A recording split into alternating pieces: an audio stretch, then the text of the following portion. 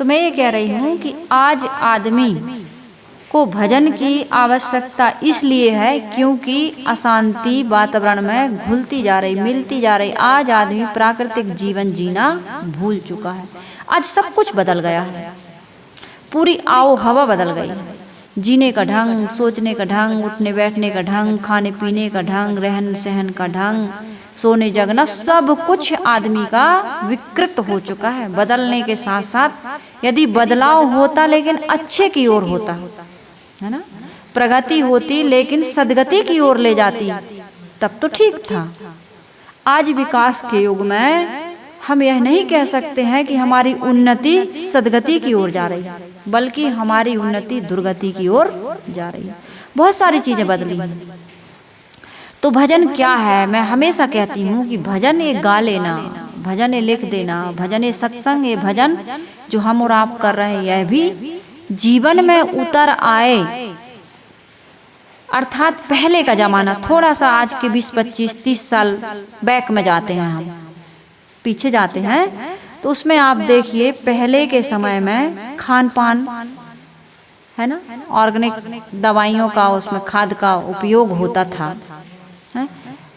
गोबर की खाद डाली जाती थी और मिट्टी का, गोबर का जो उपयोग किया जाता था, जो वनस्पतियों से जुड़ाव था। जैसे लोग सत्यनारायण की कथा कराते थे, पहले घर घर सत्यनारायण की कथाएं होती थी, तो उसमें सामान क्या रखते थे? एक कलश रखा जाता था जिसमें क्या होता था? जल। ऊपर दीपक जलाया जाता था, है ना, दीपक जलता था घी का, उसमें आम के पत्ते होते थे, कुछ केले के पत्ते होते थे, वहाँ आम के पत्तों का तोरण बांधा जाता था, घर में गौ माता के गोबर से लीपा जाता था, पूजा के सामग्री में फल रहते थे, है ना, और भी सामग्रियाँ जो केवल प्रकृति से जोड़ते थे, आपको प्रकृति से जोड़ते थे। अंगूठी कुश की बनाई जाती थी, कुश घास की, ताकि आपकी बुद्धि कुशाग्र हो, आप प्रकृति से जुड़ें। आपके हथेली में अक्षत के दाने दिए जाते थे, अर्थात अन्न, पानी, जल, वायु, प्रकाश से आपको जोड़ा जाता था। इस प्रकृति को सुरक्षित रखने के लिए आपको एक शिक्षा दी जा रही थी, एक संदेश दिया जा रहा था।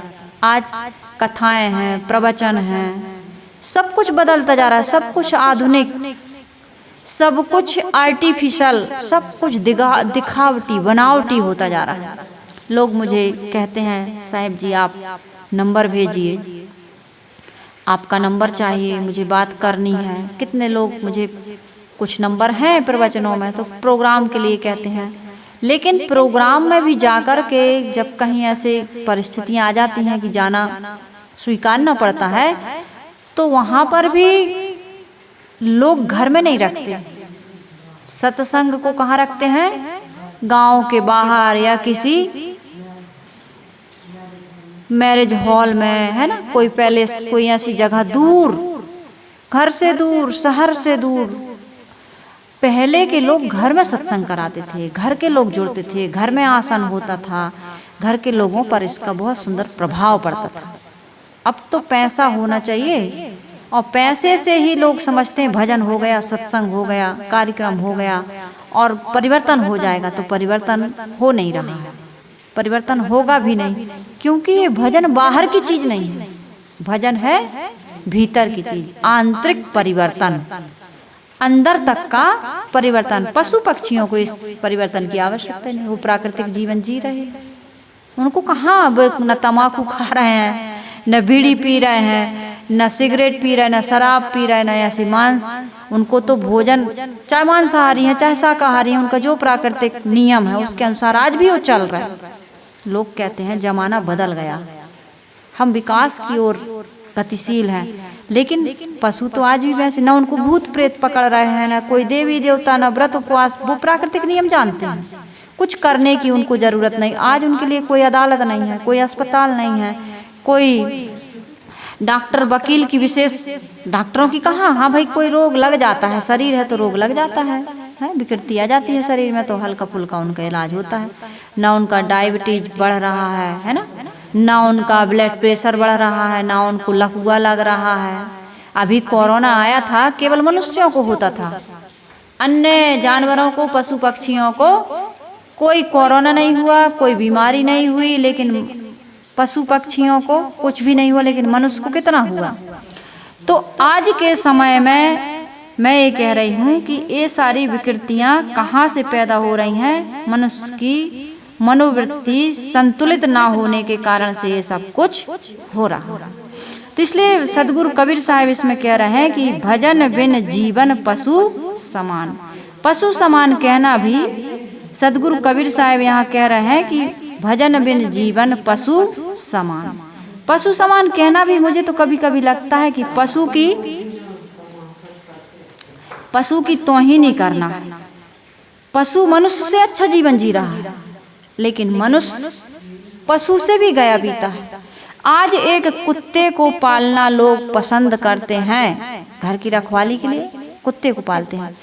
आज कुत्ते पर विश्वास है, लेकिन मनुष्य पर विश्वास नहीं है। दो मित्रों की कहानी मुझे याद आ गई। दो मित्र थे, दोनों कुम्हार थे, मिट्टी का बर्तन बनाते थे। तो एक दिन हुआ क्या, दोनों के पास गधा था, एक एक गधा रखे थे। तो एक दिन एक मित्र के गधा की तबीयत खराब हो गई, गधा बीमार हो गया। उसने सोचा चलो जंगल से मिट्टी लाना है तो अपने मित्र से गधा उधार ले लेता हूँ। तो मित्र के पास गया, उसने कहा मित्र जी आपका गधा कुछ समय के लिए मुझे दे दीजिए, मैं खदान से मिट्टी ले आता हूँ। उसने कहा यार मित्र जी गधा तो मैं दे देता, लेकिन गधा सुबह से पता नहीं कहाँ निकल गया जंगल में, गधा आया नहीं लौट के, नहीं तो मुझे गधा देने में कोई परेशानी थोड़ी थी, आप मित्र हैं। तो उसको विश्वास हो गया, लौट के वापस हो रहा था वो। इतने में गधा घर के पीछे बंधा था, उसने आवाज की, गधा बोला तो मित्र लौट पड़ा, बोला मित्र जी आप कहते हैं कि गधा नहीं है, और गधा तो बोल रहा है, देखिए उसकी आवाज आ रही है। गधा ने अपनी आवाज निकाली तो उस मित्र ने कहा कि क्या जमाना आया है, मित्र की बात पर विश्वास नहीं है, गधे की बात पर विश्वास है। जब मैं कह रहा हूँ गधा नहीं है तो मेरी बात पर विश्वास नहीं है, लेकिन गधे की बात पर तुम्हें विश्वास है। तो मनुष्य की बात पर विश्वास कैसे करें भाई? जब गधा बोल रहा है तो कैसे माने कि गधा नहीं है? तो आदमी झूठ बोलता है, आदमी मिलावटबाजी करता है, आदमी घूसखोरी करता है, आदमी काम चोरी करता है, आदमी हिंसा करता है, आदमी हत्या करता है, व्यभिचार करता है, बलात्कार करता है, क्या क्या नहीं करता आदमी। ऐसा कौन सा काम है जो आदमी नहीं करता है, और ऐसा कौन सा काम है जो पशु प्राकृतिक नहीं अप्राकृतिक करता है? कोई भी काम नहीं। लेकिन साहिब कह रहे भजन बिन जीवन पशु समान। पशु के समान हमारा जीवन है, इसलिए भजन करो। ये मानव जीवन इतना महत्वपूर्ण जीवन है कि यदि भजन कर लिया, सत्संग कर लिया, अर्थात भजन ईमानदारी पूर्वक जीवन जीना, प्रकृति से जुड़ करके जीवन यापन करना, वस्तुओं का कितना जीवन में संग्रह होना चाहिए, लोगों के साथ, मनुष्यों के साथ कैसा व्यवहार होना चाहिए, हमारी कैसी रहनी और आचरण होना चाहिए, इसका कैलकुलेशन, इसका मूल्यांकन, इसकी परख कौन करेगा? आप स्वयं करिए। आपके जीवन में जिन क्रियाकलापों से, जिन विचारों से, जिन आचरणों से आपके जीवन में दुख आ रहा है, उसको आपको त्यागना होगा। इसका तो जो तू साचा बाणिया साची हाट लगाओ, अंदर झाड़ू दे के कूड़ा दूरी बहाओ, इसका तो लेखा जोखा आप ही को करना पड़ेगा। आपका जीवन, आप जीवन व्यापार को यदि घाटे में रखते हैं तो इसका कारण क्या है? आपकी असावधानी, आपकी नासमझी।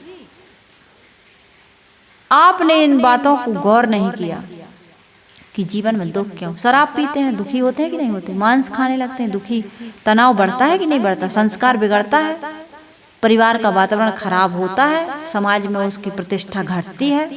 झूठ बोलोगे, चोरी करोगे, मिलावटबाजी करोगे, घूसखोरी, काम चोरी करोगे, आप धन कमा लोगे, है ना, बड़ा मकान बना लोगे, एसी कार में घूमोगे, लेकिन दूसरे की जो हाय लगेगी आपको, हाय क्या लगेगी? लग ही रही है, आपकी आत्मा पर बोझ बन रहा है। सदगुरु कबीर साहब ने कहा भूले मन समुझ के लाद लदनिया, भूले मन समुझ के लाद लदनिया। थोड़ा लाद बहुत मत लादे, टूट जाए गर्दनिया, भूले मन समुझ के लाद लदनिया। प्यासा होए तो पानी पी ले, आगे हाट न बनिया, प्यासा होए तो पानी पी ले, आगे बाट न पनिया। ये बहुत सुंदर भजन है।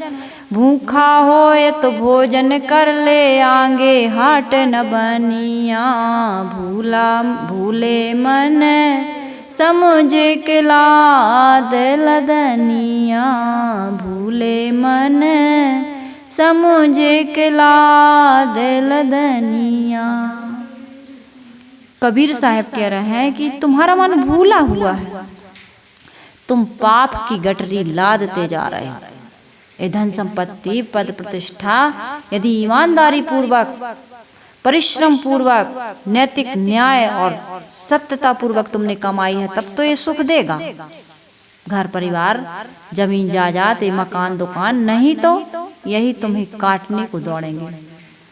ये काटने को कब दौड़ते हैं? जब आप धर्म को छोड़ देते हैं, नीति न्याय को छोड़ देते हैं, सत्य को छोड़ देते हैं, दया को छोड़ देते हैं। सतगुरु कबीर साहब ने कहा ना, धर्म न दूसर सत्य समाना, रामायण में है, धर्म न दूसर सत्य समाना, आगम निगम पुराण बखाना। वेद शास्त्र पुराण सभी धार्मिक ग्रंथ और संत महापुरुष समझदार लोग यही कह रहे हैं कि सत्य हमारे जीवन में सर्वश्रेष्ठ धन है। ईमानदारी, साच बराबर तप नहीं, साच बराबर तप नहीं, झूठ बराबर पाप, जाके हृदय साच है, ताके हृदय आप। साच बराबर तप नहीं, कोई तपस्या नहीं, कोई व्रत नहीं, कोई उपवास नहीं, कोई कथा कीर्तन, कोई सत्संग नहीं, कोई पूजा पाठ नहीं, कोई दान पुण्य नहीं, एक सत्य के समान। तुम अपने जीवन में इस धर्म को कितना पालन करते हो? क्या तुम घूस नहीं लेते हो? क्या तुम मिलावटबाजी नहीं करते हो? क्या तुम छल नहीं करते हो? क्या दूसरों को ठगते नहीं हो? ये दूसरों को ठग के, दूसरों को साथ छल करके, घूसखोरी करके, मिलावटबाजी करके, काम चोरी करके, आप डॉक्टर को देख लो, मास्टर को देख लो, वकील को देख लो, किसी को भी देख लो, घर में, परिवार में, समाज में, राजनेताओं को क्या, एक साधु के भेष में बैठे हुए एक ढोंगी संत महात्मा को भी आप देख सकते हैं कि वो भी सत्य के नाम पर असत्य का ही बाजार लगाया। वो जानता है कि मैं झूठ बोल रहा हूँ। जितनी भी ये कथा भागवत हो रही हैं, जनता तो इसी में दिग्भ्रमित है। झूठ झूठ की कथा कह कह करके लोगों में खूब धर्म का प्रचार करने का जो स्वांग रचा जा रहा है, वो जानता है कि झूठ है। जितनी महिमा और जितने चमत्कार और पाखंड और आडंबर किए जा रहे हैं, कथावाचक जानता है कि मैं झूठ बोल रहा हूँ। बेलपत्री में शहद से कोई मंत्र का उच्चारण करके शंकर जी की लिंगी पर आप चिपका दोगे, आपका बच्चा पास हो जाएगा। क्या कथावाचक नहीं जानता कि मेरा बच्चा खुद फेल हो गया है? नहीं जानता है? जानता है, लेकिन समाज को बता रहा, समाज मान रही है। ये मंत्र से, ये तंत्र से, ये यंत्र से, इस कथा से, इस भागवत से ये मनोकामना पूरी होगी, ये इच्छा पूरी होगी, इस फल की प्राप्ति होगी, ऐसे स्वास्तिक बनाओ तो इस लोक में जाओगे, इस लोक में जाओगे, ये मनोकामना पूरी होगी, ऐसे वास्तु दोष होता है, ऐसे भगवान प्रसन्न होते हैं, फिर इस लोक में ले जाते हैं। सब कथाएं झूठ झूठ है कि नहीं? भगवान की तुम्हें जरूरत क्या है? भगवान की जरूरत तुम्हें तभी तो पड़ती है ना जब तुम्हारे जीवन में दुख आता है। जिसके जीवन में दुख नहीं उसे भगवान की जरूरत है। अरे भैया, पशु पक्षियों को भी भगवान की जरूरत नहीं है, फिर भी अच्छा जीवन जी रहा है कि नहीं जी रहे हो? मनुष्य से अच्छा जीवन जी रहा है। अब आप कहेंगे पशु और मनुष्य की तुलना एक समान कैसे हो सकती है? तो उनके जीवन में कोई नींद की गोली नहीं लेते हो, कोई अदालत में जाकर के कोई केस दायर नहीं करते हो कि हमारे इस पाड़ा ने इस पाड़ी की इज्जत लूट ली, इस बकरा ने उस बकरी को जबरदस्ती बलात्कार कर दिया। है, होता है कहीं ऐसे। उनका एक प्राकृतिक नियम है कि आज इसने तम्बाकू खा ली, कि आज इसने चोरी कर ली, कि आज इसने इस प्रकार की घूस ले ली। कुछ भी नहीं वहाँ तो।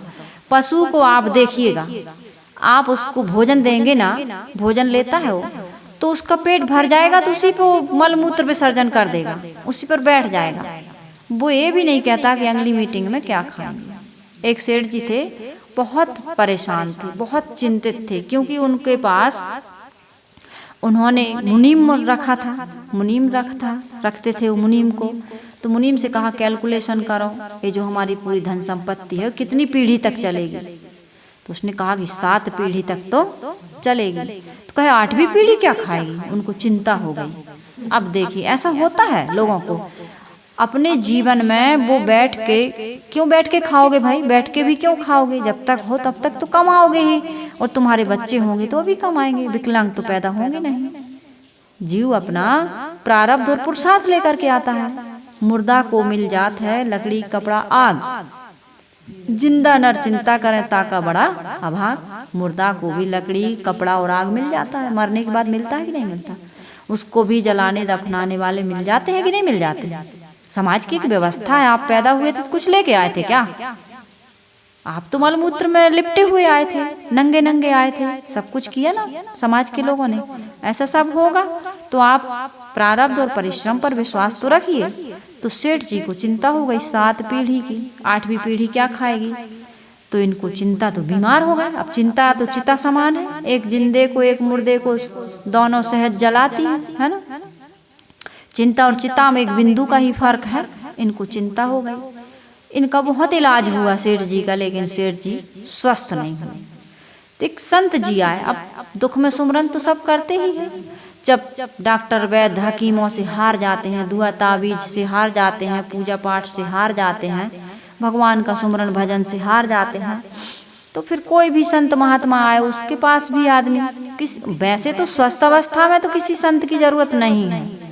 वो कहते हैं ना ओम नमो नारायण तो मुंह फेर लिए, है ओम शांति तो मुंह फेर लिए, साहेब बंदगी तो मुंह फेर लिए। लेकिन जब सेठ जी उन्हीं के घर में संत जी सेठ बन के आ गए और कहे कि ये नकली है और हम असली हैं, जब बच्चों ने घर से दरवाजा से धक्का मार के भगाया सेठ को, तब फिर उनको लगा कि अरे मेरे ही घर से मेरे बच्चों ने निकाल दिया। बच्चों ने कहा तू बहरूपिया है, हमारे असली पिताजी तो हमारे घर में बैठे हैं।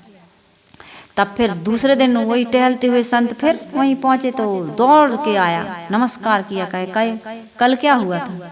कल मैंने ओम नमो नारायण कहा, ओम नमो भगवते वासुदेवाय कहा, ओम शांति कहा, साहेब बंदगी कहा, तो मुंह फेर लिया था।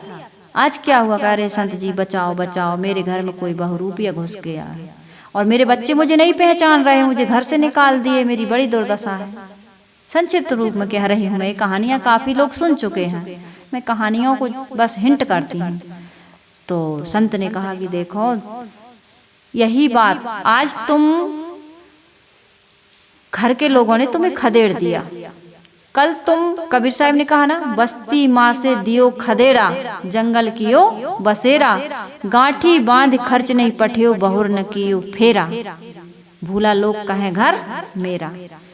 आज बच्चों ने जीते जी तुम्हें निकाला, कल भी ऐसा ही होगा, कुछ ले जाओगे नहीं, ले जाकर के तुम्हें शमशान में लोग या तो जला देंगे या दफना देंगे।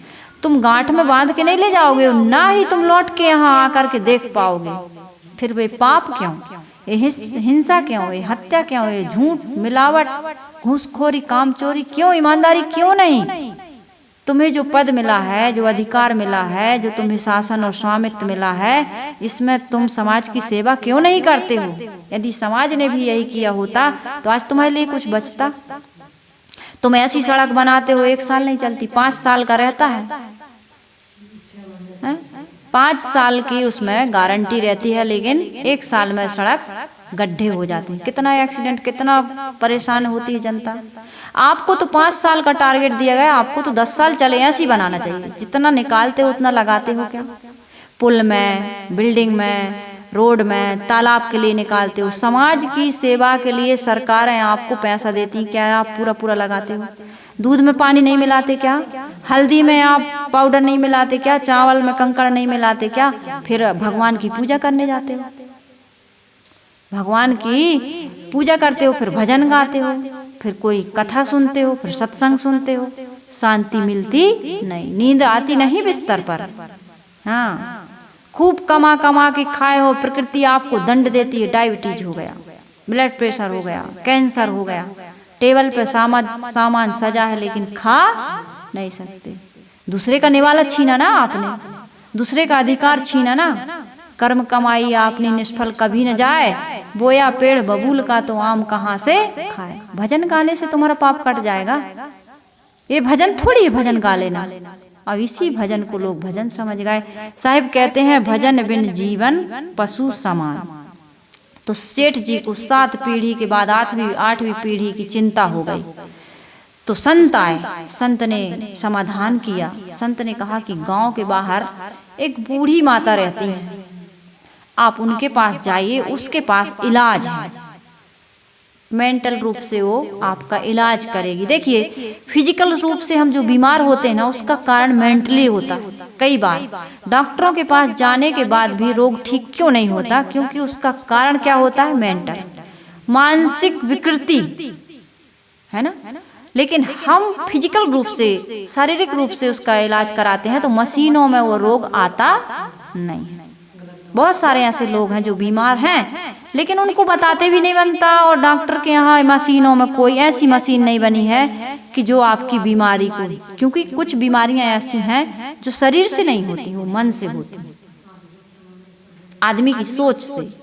बहुत बीमारियां हो रही हैं, आपकी सोच गलत, आपके कर्म गलत, है ना, तो आपके शरीर के हार्मोन्स गलत हो गए, आपके शरीर में रोग आ गया, व्याधियां आ गई। यही कारण है आपके जीवन में दुख का।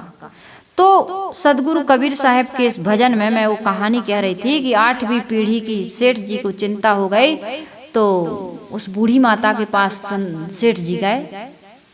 तो सेठ जी के जाने पर वहाँ पर माहौल ऐसा था कि बुढ़िया के घर में बहू बेटे थे, परिवार था, तो उनके यहाँ भोजन का समय था। भोजन बनाने के लिए उनके पास आज का तो सामग्री था, लेकिन कल का सामग्री नहीं था कि कल क्या बनाएंगे, क्या खाएंगे। सेठ को पता चला तो उसने कहा कि हमारे यहाँ से अनाज आ जाएगा। तुरंत ऑर्डर दिया। सेठ के यहाँ से नौकर चाकर बहुत सारा सामान लाए, फल लाए, मिठाइयाँ लाए, सब्जी लाए, अनाज लाए। बुढ़िया ने कहा ये सब करने की क्या जरूरत है, ये सब लाने की आवश्यकता नहीं है, मेरे पास आज का है अनाज, आज की व्यवस्था हो सकती है। सेठ ने कहा आज की हो सकती है तो क्या हुआ, कल के काम आएगा। बुढ़िया ने कहा नहीं नहीं नहीं, मैं आज में जीती हूँ, वर्तमान में जीती हूँ, मैं भूत और भविष्य में जीना छोड़ दी, इसलिए मैं संसार में सबसे ज्यादा धनी और सबसे ज्यादा सुखी हूँ। संत ने कहा था कि एक आपके ही राज्य में एक बहुत धनी और बहुत सुखी माता जी रहती हैं, वो तुम्हें दुख से मुक्त कर सकती हैं, रोग से मुक्त कर सकती हैं, उनके पास जाओ, उनके पास इलाज है। सेठ ने बहुत अनुनय विनय किया, लेकिन बुढ़िया ने कल के लिए सामान नहीं रखा। सेठ को ज्ञान हो गया, मैं 7 पीढ़ी की चिंता कर रहा हूँ और बुढ़िया कल की भी चिंता नहीं करती। वास्तव में यदि आपको और हमको सुखी होना है तो चिंता का त्याग कर दो, तृष्णा का त्याग कर दो, लोभ का त्याग कर दो, लालच का त्याग कर दो। ये जब तक आप त्याग नहीं करेंगे तब तक आपका भजन नहीं होगा। मन की तरंग मार लो बस हो गया भजन, आदत बुरी सुधार लो बस हो गया भजन। अनावश्यक जखीरा क्यों बटोरते हो, यही दुख का कारण है। आप अनर्थकारी अनावश्यक क्रियाएं करते हैं, है ना, खाना पीना सोचना, अनेक प्रकार के जो क्रियाएं हैं आपको जरूरत नहीं है। अरे तुमसे तो अच्छे पशु हैं जो निर्मल प्राकृतिक पवित्र जीवन जी रहे हैं। मनुष्य हो करके तुम मैथुन क्रिया में पड़े हुए हो, तम्बाकू खा लेते हो, सिगरेट पी लेते हो, क्या क्या नशा नहीं करते, झूठ बोलते हो, ठगते हो, चोरी करते हो, बेईमानी। तुम काम कर सकते हो, समाज की सेवा कर सकते हो, समाज को बहुत कुछ दे सकते हो, लेकिन देने वाली शक्ति तुमने लेने में लगा ली, लूटने में लगा ली। समाज के विकास नहीं, समाज के तुमने पतन में लगा दी। अब तुम चाहे भजन गाओ, चाहे तुम सत्संग करो, चाहे कथा करो या कराओ, चाहे दान पुण्य करो, चाहे नदियों में नहाओ, कुछ भी होने वाला नहीं है। तो साहिब जी कह रहे हैं, यही मानुष से पशु भला है, जेहि के चमड़ा आवे काम। अरे तुमसे तो अच्छे वो पशु हैं जिसके चाम भी काम आ जाते हैं, हड्डियां भी काम आ जाती हैं, दांत भी काम आ जाते हैं। और तुम समाज का उपकार ना करके, समाज की भलाई ना करके, समाज का हित ना करके, तुम समाज के लोगों को दुख देने में कारण बन रहे हो। तुम सुखी कैसे हो सकते हो? गोस्वामी जी ने कहा, बड़े भाग्य मानुष तन पावा, सुर दुर्लभ सद ग्रंथ ही गावा। साधन धाम मोक्ष कर द्वारा, पाए न जेहि परलोक संवारा। स्वर्ग नरक अपवर्ग न सैनी, ज्ञान विराग भक्ति सुख दैनी। ये मानव जीवन इसी के लिए मिला है क्या जो तुम कर रहे हो? मानव जीवन की कितनी विशेषता गाई गोस्वामी जी ने। बड़े भाग्य मानुष तन पावा, सुर दुर्लभ सदग्रंथ ही गावा। देवता भी इसे पाने के लिए तरसते हैं। इससे आप स्वर्ग की प्राप्ति कर सकते हैं, इससे आप मोक्ष की प्राप्ति कर सकते हैं, इससे आप कल्याण कर सकते हैं। युगों युगों तक मरने के बाद आप जिंदा रह सकते हैं। लोग आपकी यश कीर्ति की गाथाएं गाएंगे। आज समाज के सुधारकों की, देश प्रेमियों की और बड़े बड़े वीरांगनाओं की, संत महापुरुषों की, वैज्ञानिकों की, आज कितनी उनके नाम से अवार्ड दिए जाते हैं, उनके नाम से उनकी मूर्तियां बनती हैं, उनके जयंतियां मनाते हैं, कितना उनका नाम लेते हैं। आज उनकी राष्ट्रीय पर्व मनाए जाते हैं, उनके नाम से छुट्टियां मनाई जाती हैं, उनके नाम से मेले लगते हैं। और तुम केवल नाम लेने से तर जाएंगे। हम नाम लेने से कोई तरने वाला नहीं है, भजन गाने से कोई तरने वाला नहीं है। इसके लिए आपको जीवन में कुछ परिवर्तन करना होगा। बहुत सुंदर एक हम लोग शुरू में जब इस साधना क्षेत्र में आए थे तो हम लोग याद किए थे, हाथिन के दांत के खिलौना बने भांति भांति। हाथी के दांत के खिलौना बनते हैं राजस्थान में, देखो उनका कितना ज्यादा है ना, कितना ज्यादा उसको हाथ में पहनते हैं, कहाँ कहाँ पहनने के लिए बनाते हैं, ये पासे में काम आते हैं। हाथिन के दांत के खिलौना बने भांति भांति, सिंहों के खाल तपसी मन भाई है। तपस्वी लोग सिंहों की खाल बिछा करके उस पर तपस्या करते हैं। मृगन के खाल को ओढ़त हवे योगी यति, छेरी के खाल थोड़ा पानी भर लाई है। गैड़न के खाल को बांधत है सिपाही जन, सिपाही लोग जो होते हैं। सामर के खाल राजा रावण मन भाई है, कहें कवि दया राम राम के भजन बिन, मानुष की खाल कोई काम नहीं आई। मनुष्य की खाल यदि राम का भजन नहीं किया, राम का भजन, राम का लोगों ने गलत अर्थ लगाया। राम को कहते ही वो स्थूल आकृति मनुष्य के मनोमस्तिष्क में कौंध जाती है। राम तो घट घट में निवास कर रहा है। एक घट घट वासी राम को जब तक आप नहीं पूजेंगे तब तक आपका भजन सार्थक नहीं होगा। भगवान ने जो मूर्ति बनाई है वह है प्राणी जगत, मनुष्य से लेकर अन्य 4 खानियां, 3 खानी और है ना, पूरी 4 खानियां कह दो। मनुष्य के अलावा अन्य 3 खानियां हैं। ये हैं भगवान राम, क्योंकि इनके अंदर वही बैठा है और इनकी पूजा हमको करनी चाहिए। लेकिन हम किसकी पूजा करते हैं? आदमी की बनाई हुई मूर्ति की। भगवान की बनाई मूर्ति की नहीं कर रहा है आदमी। भगवान की बनाई मूर्ति की पूजा कौन कर रहा है बताओ? भगवान की बनाई मूर्ति की ना करके आदमी की बनाई मूर्ति की आदमी पूजा कर रहा है और उसको खिला रहा, उसको पिला रहा, उसको जगा रहा, उसको सुला रहा, उससे भोग और मोक्ष मांग रहा, जो ना खा सकता है, ना पी सकता है, ना आपको कुछ दे सकता है, ना आपकी कोई सहायता कर सकता है, ना आपकी प्रार्थना वंदना पूजा सुन सकता है, कुछ नहीं कर सकता वो, क्योंकि उसको आपने बनाया। किसने बनाया? आपने। लेकिन जिसने आपको बनाया वो सुन सकता है, बोल सकता है, आपकी सेवा कर सकता है, आपका कर सकता नहीं कर रहा है।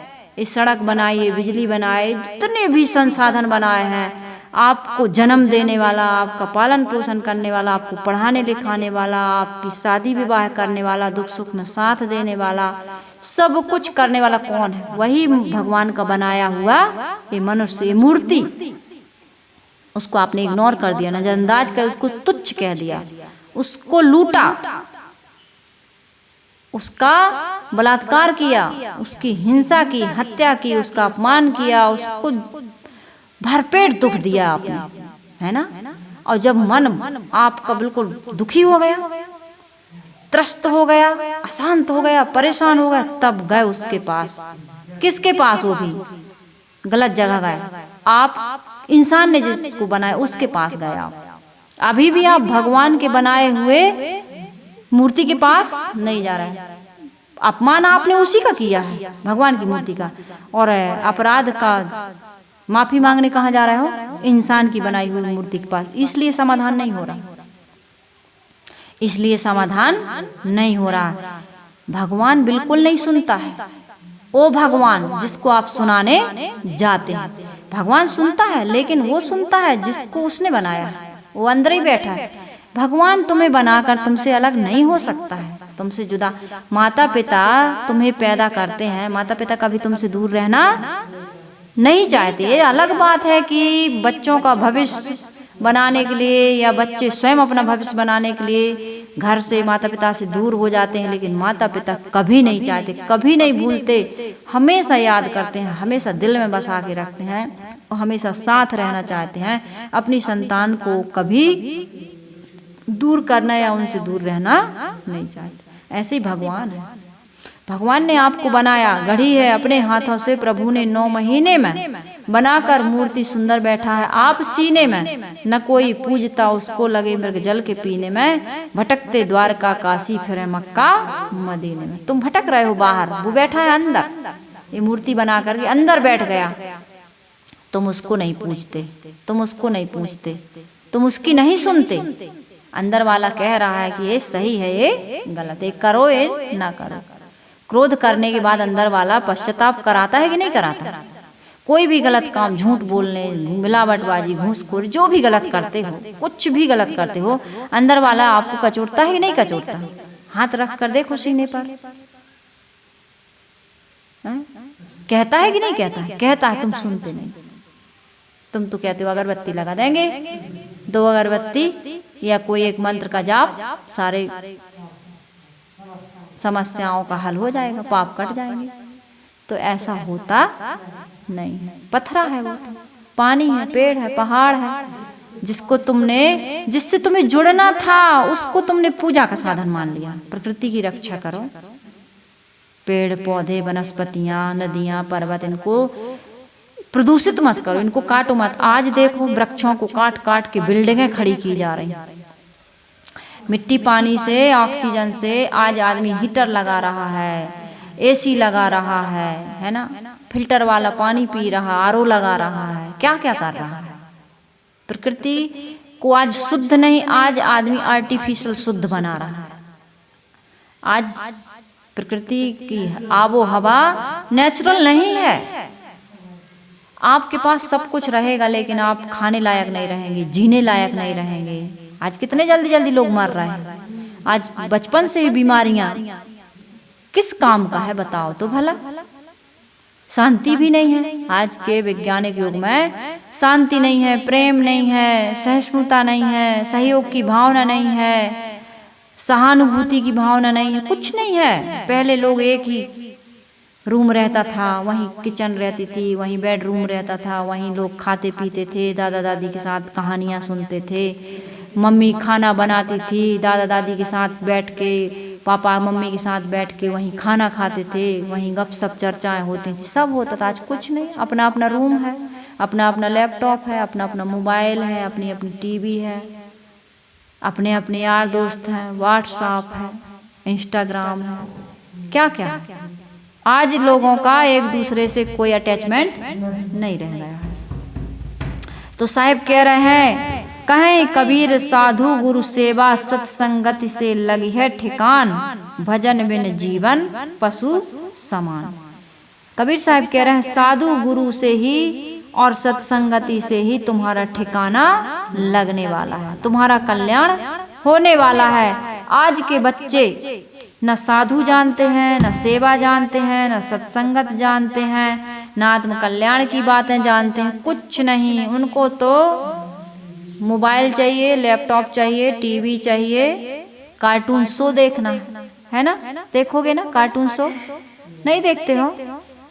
आज के बच्चे, मैंने एक घर देखा कि हम लोग गए तो तुरंत बच्चों ने नमस्कार किया, बंदगी किया, पानी लेके आए, बैठने की व्यवस्था की। हाँ, तो लगा कि नहीं इनके घर में संस्कार हैं। उस व्यक्ति ने कहा कि यदि आप सत्संग से जुड़े हैं तो पूरे परिवार पर प्रभाव पड़ना चाहिए। मैंने सुबह भी कहा था ना, कल भी कहा था, पूरे परिवार पर प्रभाव। आज बच्चे तुम्हारे क्या सीख रहे हैं? बच्चे संत आ जाए कि मेहमान आ जाए, बच्चों को कोई मतलब नहीं। ऐसे बच्चे हो गए आजकल, देखना भी उनको पसंद नहीं है, कब चले जाए मेहमान, ऐसी मानसिकता के लोग बच्चे हो रहे हैं। मम्मी पापा को पसंद नहीं करते हो, मम्मी तुम बहुत परेशान करती हो। अरे यार मम्मी मुझे लैपटॉप दे दो, खाना के समय भी दे दो, सोने के समय भी दे दो, स्कूल से आए तब दे दो, स्कूल के जाते समय भी दे दो, तुमसे कोई मतलब नहीं। मम्मी पापा एटीएम मशीन जरूर है, पैसा निकालने की एक मशीन जरूर है, और मम्मी पापा भी यही सिखा रहे, बेटा पढ़ो, पैसे कमाओ, पैसा है तो सब कुछ है। ऐसा बच्चों को बताया जा रहा है। पैसा सब कुछ नहीं है, पैसा सब कुछ नहीं है। पैसा एक उपयोग की चीज है। ये माता पिता, ये परिवार के लोग, ये समाज के लोग, ये उपयोग की चीजें नहीं है, ये व्यवहार की चीजें हैं। प्रेम, सहानुभूति, सहयोग की चीजें हैं। एक दूसरे का सहयोग करना चाहिए, एक दूसरे के साथ प्रेम से रहना चाहिए। जिंदगी इन्हीं चीजों से बनती है। लैपटॉप नहीं रहेगा, पहले के जमाने में कहाँ था? टीवी नहीं थी, टेलीविजन, मोबाइल, लैपटॉप, ये सारी इलेक्ट्रिसिटी कहाँ थी? कितने प्रेम, उस समय की शांति, प्रेम, सहानुभूति पारिवारिक संबंधों में और आज के में आप देखिए जमीन आसमान का अंतर है। पहले सहज भजन होता था, आज तो भजन जानते नहीं बच्चे। भजन होता क्या है? आज तो क्या क्या, मामा जी, मेरे मामा जी, कौन कौन सा गाना गाती हो? देश के काय के गांव के सरपंच हैं मेरे मामा जी, और वो क्या क्या हो, कैसे कैसे छोटे छोटे बच्चे आज के तो गाना भी आदमी बच्चे ऐसे ऐसे गाना सीख रहे हैं। इन बच्चों को भजन वीरांगनाओं के नाम याद नहीं होंगे, है राम सीता के और अनसुईया के, और क्या नाम है जो पढ़ाई हैं, ज्योतिबा, सावित्रीबाई फुले, झांसी की रानी, या जो पद्मनी जिन्होंने जौहर किया है, इन सब की कहाँ बच्चों को आज पता है? हरिश्चंद्र की कहानियाँ, ध्रुव की कहानियाँ, प्रहलाद की कहानियाँ जानती हो? नहीं बताती मम्मी, दादी के पास बैठ के सुनती होगी? नहीं,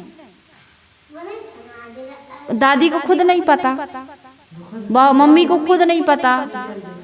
मम्मी भी अपनी मस्त हैं, दादी भी अपनी, कितने घरों में तो ये माहौल ही नहीं है। पहले चाहे तुम महात्मा गांधी का जीवन देख लो, चाहे शिवाजी का जीवन देख लो, चाहे चंद्रशेखर आजाद का जीवन देख लो, चाहे झांसी की रानी का जीवन देख लो, जितने भी बड़े बड़े लोग हुए, राजनेता भी ऐसे ऐसे हुए हैं, उनकी माँ ने उनको दूध में ही ये संस्कार घोल के पिला दिए थे।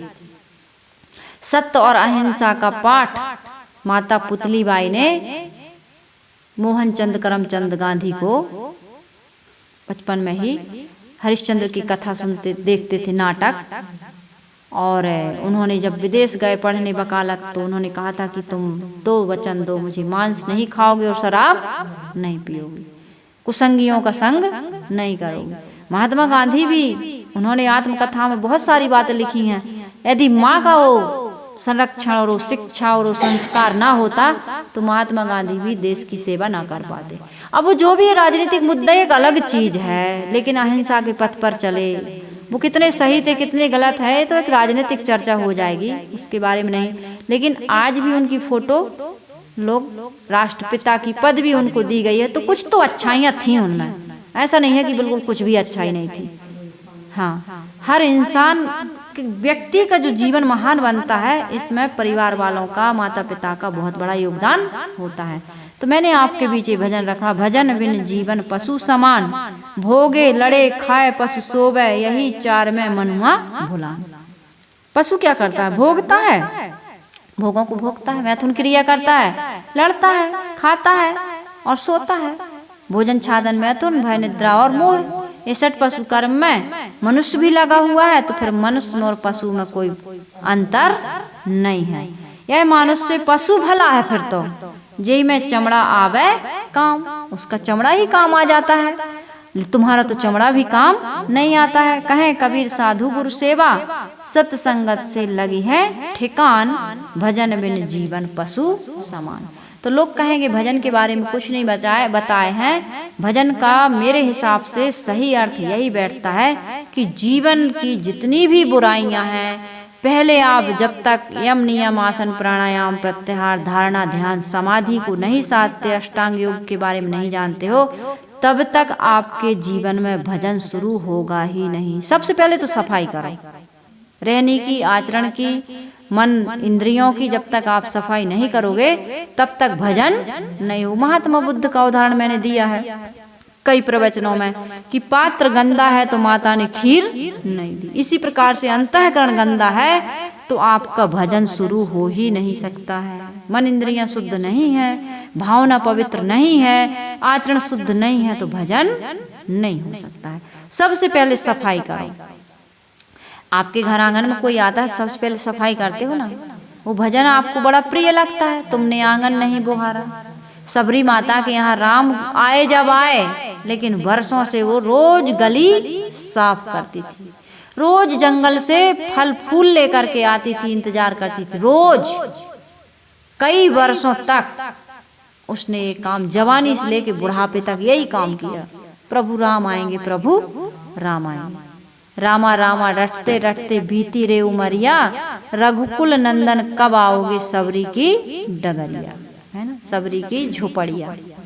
तो एक दिन आएंगे राम, क्यों नहीं आएंगे? आप पात्र बनिए। मैंने कहा है ना, पात्रता चाहिए।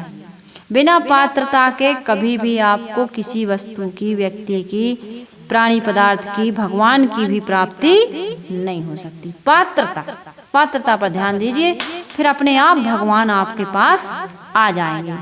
तो इन्हीं वचनों के साथ वाणी को मैं यहीं विराम दे रही हूँ। बोलिए सद्गुरुदेव की।